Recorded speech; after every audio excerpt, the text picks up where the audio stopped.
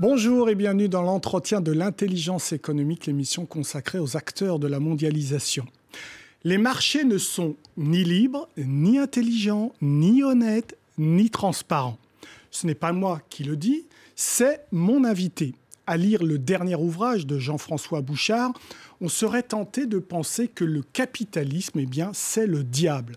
Son livre est intitulé « L'éternelle truanderie capitaliste » et il vient de paraître chez Max Milo Éditions.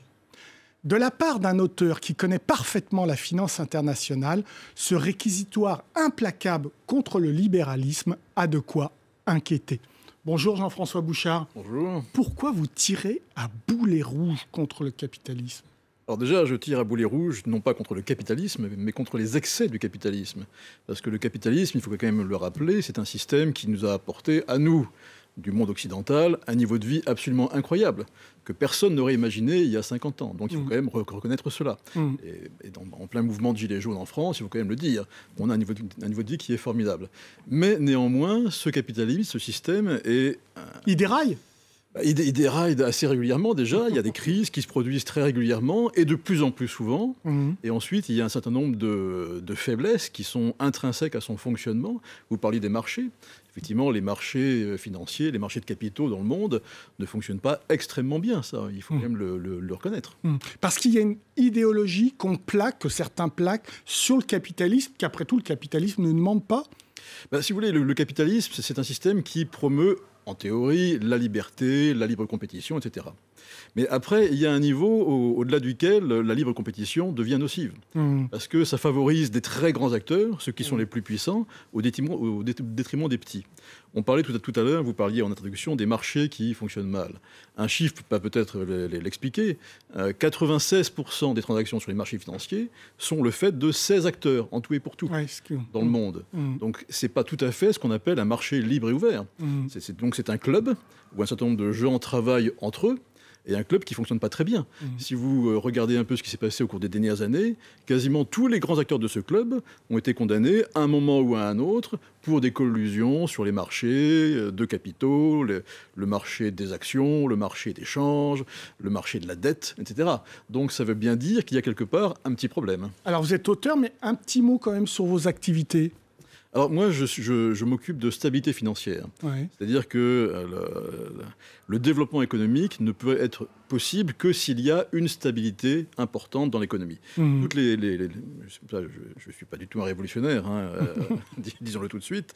Je suis au contraire quelqu'un qui essaye de faire en sorte que le système soit stable. Donc il faut observer un certain nombre de paramètres clés qui font que si ceux-ci sont bons, le système va probablement continuer. Et il se trouve que, précisément, ce n'est pas ce qui se passe en ce moment. Quand on regarde un peu les paramètres de base du système capitaliste, on voit plutôt qu'il y a une certaine volatilité qui est plutôt inquiétante. Mais dans votre livre, vous allez dans l'histoire, donner un certain nombre d'exemples. Et vous montrez que dans l'histoire, le capitalisme a aussi déjà déraillé. Alors, c'est intrinsèque, ce côté du fait qu'il ait une face noire ? Alors oui, le capitalisme aura toujours cette face noire, et c'est quelque part nécessaire. C'est dans le système, c'est-à-dire que dans le capitalisme, le système tel qu'il est organisé, donc c'est une libre compétition, et les gens vont vouloir faire des bénéfices, ce qui est normal d'ailleurs. Pour qu'une activité soit pérenne, il faut quand même qu'elle profite à ceux qui la mènent. Mais le grand problème, c'est que très rapidement, les gens vont vouloir maximiser leurs bénéfices, et donc ça va créer des vulnérabilités. On va prendre de plus en plus de risques, pour faire de plus en plus de profits. Et l'accumulation de ces risques va produire des crises. Mais effectivement, le capitalisme, il a quand même une grande vertu, c'est qu'il a une résilience assez forte. Et cette résilience... À quel prix ? Alors, à quel prix, effectivement. Et c'est un peu ça qui est... c'est là où il y a un grand problème, c'est que dans le système capitaliste, très souvent, ce qu'on dit, c'est que les bénéfices sont privés, mais les pertes sont publiques. C'est un peu ce qui s'est passé en 2008. C'est-à-dire que jusqu'en 2008, par exemple, pour parler des subprimes, qui est un système d'investissement très en vogue à l'époque, ça rapportait beaucoup d'argent aux banques. En 2008... l'accumulation des vulnérabilités a fait que la pyramide s'est effondrée et ça a causé beaucoup de pertes. Qui a épongé ça ? Les États. Les États, donc les populations. Les populations, tout à fait. Alors, qui dit que les marchés sont efficients ? Le capitalisme lui-même ou les idéologues du capitalisme ? Alors, c'est effectivement une très bonne question.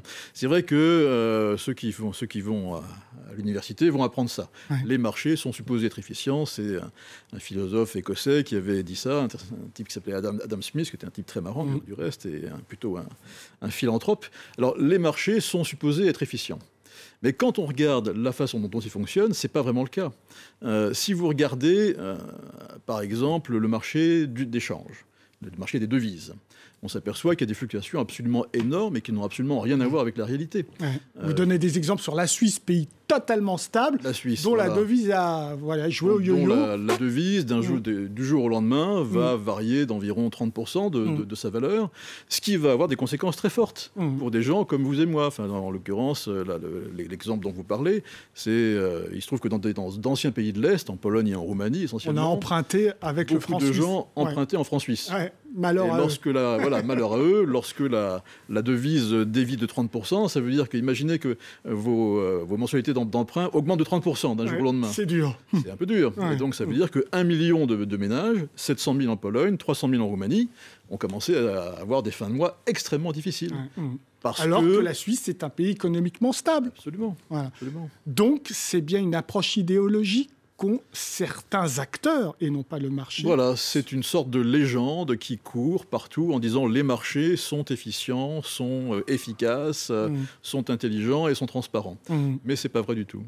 Alors je disais que c'était un peu historique, mais en même temps, quand on se concentre rien que sur les années 2000, vous donnez un certain nombre de cas très précis de scandales financiers où là on a même des prix Nobel qui s'acoquinent avec des traders pour proposer des produits extrêmement bien algorithmés, mais qui aboutissent à des scandales financiers, à des banqueroutes terribles. Alors effectivement, ça c'est le cas de 2 prix Nobel qui s'appelaient messieurs Scholes et Emerton, qui se sont coquinés avec un investisseur pour créer un fonds d'investissement énorme à la fin des années 2000 qui s'appelait LTCM. Il était sulfureux déjà avant, hein. Donc il s'acoquine avec quelqu'un qui était un peu étrange, qui pensait qu'on pouvait totalement décorréler des profits sur les marchés par rapport à la vie de ces mêmes marchés, grâce à des modèles mathématiques très complexes. Et alors ça va marcher pendant quelques temps. Et donc ils ont quand même connu le succès pendant mais qui dit grand profit, 10 années. Grand risque. Voilà. Il y a quand même une règle de base dans l'économie, une règle de base qu'il ne faut jamais oublier, et ça tout le monde peut la comprendre, c'est que plus on prend de risques, plus on court de risque de se casser la figure. Et c'est bien ce qui s'est passé avec ce fonds, qui était le fonds le plus énorme du monde et qui a failli causer une première crise de 2008. Alors c'était c'était 10 ans auparavant, mais ça a été quelque chose d'extraordinaire. Vous vous moquez bien des économistes dans ce livre. Alors, je me moque des économistes, j'en suis un, donc je prends ma part de... Quand vous dites à un moment ce qui sort de leur cerveau égale de la...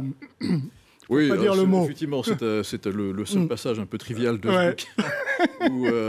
Oui, c'est vrai que si on se rappelle l'Antiquité, il y avait des augures, et les augures lisaient dans la tripe des animaux, là on les éventrait. Et puis, dites que dans le cerveau, on regarde dans le cerveau des économistes, on trouve à peu près la même chose. Donc, alors c'est pas très élégant comme expression, mais néanmoins, ça veut quand même bien dire ce que ça veut dire. C'est-à-dire qu'en économie, il faut quand même pas faire confiance aux économistes.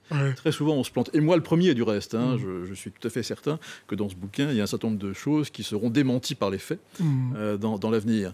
Mais si on regarde un peu les prévisions économiques, très souvent, c'est quelque chose qui, à 10 ans de distance, se révèle tout à fait infondé. Et peut-être le plus grand, le plus sérieux des économistes, celui-là devant lequel je m'incline tous les matins en lui baisant les pieds, c'est Galbraith qui disait l'économie a pour principale vertu de rendre l'astrologie respectable. Donc, c'est dire... Alors, on ne peut pas le réguler. Vous le dites, hein, le réguler ou le modifier, c'est le déstabiliser.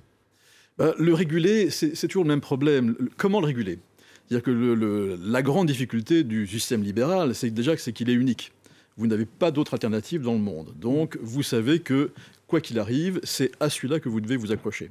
Et quelque part, c'est une bonne chose. Je donne dans ce livre l'exemple du Vietnam, qui s'est accroché, le Doi Moi, le nouveau départ, qui s'est accroché au système capitaliste et qui a réussi quand même un développement économique absolument admirable. Parce qu'énormément régulé par l'État. Parce que très régulé, tout à fait. Voilà. Mais effectivement, réguler au niveau mondial, c'est quelque chose qui est tout à fait impossible, parce que vous avez trop d'acteurs, vous avez trop de pays avec trop d'intérêts différents.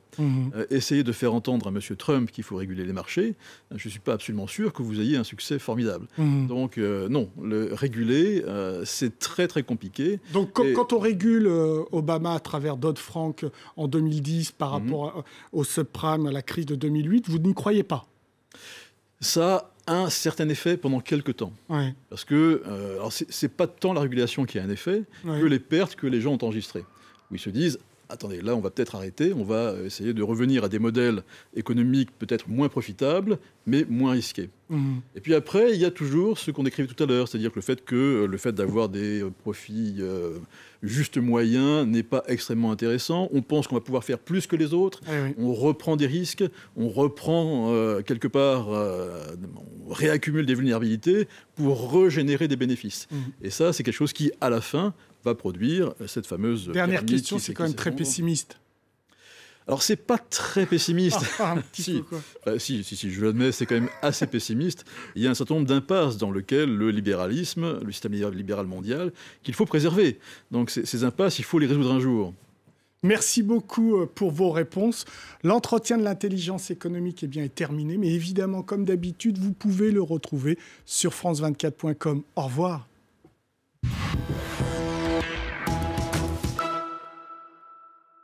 Austérité, déflation, flexi-sécurité. Les termes économiques vous effraient? Vous n'y comprenez rien. Décomplexez-vous en regardant le gros mot de l'écho. Un moyen simple et ludique pour comprendre l'économie avec Myriam Mascarello. Le gros mot de l'écho, présenté par Myriam Mascarello. À voir sur France 24 et france24.com.